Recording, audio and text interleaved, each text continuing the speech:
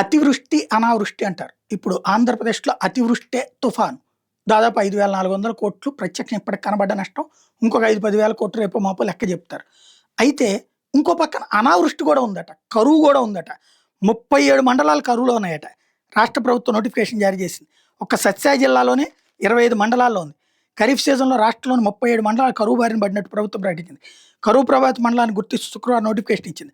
సత్యసాయి జిల్లాలో 25 కరువు మండలాలను గుర్తిస్తే అందులో 12 తీవ్ర కరువు, 13 మధ్యస్థ కరువు మండలాలుగా ఉన్నాయి.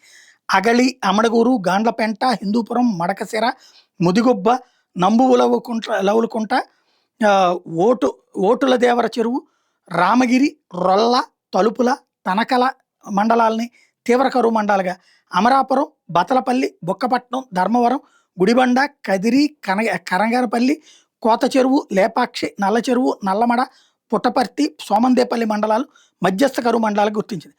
ప్రకాశం జిల్లాలో కొండెపి, జరుగుమల్లి, పొన్నలూరు మండలాల్ని మధ్యస్థ కరువు మండలాలకు గుర్తించింది.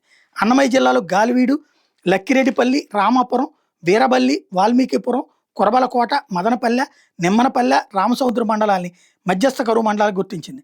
జిల్లా కలెక్టర్ పంపిన నివేదికలను కరువు కమిటీ పరిశీలించి వర్షాభావం, నేలలో తేమ స్థాయి తగ్గడం, పంటల నష్టం, భూగర్భ జలాలు పడిపోవడం వంటి అంశాల ఆధారంగా ఈ మండలాల్లో కరువు పరిస్థితిని అంచనా వేసిన నోటిఫికేషన్లో పేర్కొన్నారు. వ్యవసాయ శాఖ, పంచాయతీరాజ్, గ్రామీణాభివృద్ధి, జలవనరుల శాఖ ఈ మండలాల్లో తక్షణమే కరువు నివారణ చర్యలు ప్రారంభించాలని ప్రభుత్వం ఆదేశించింది.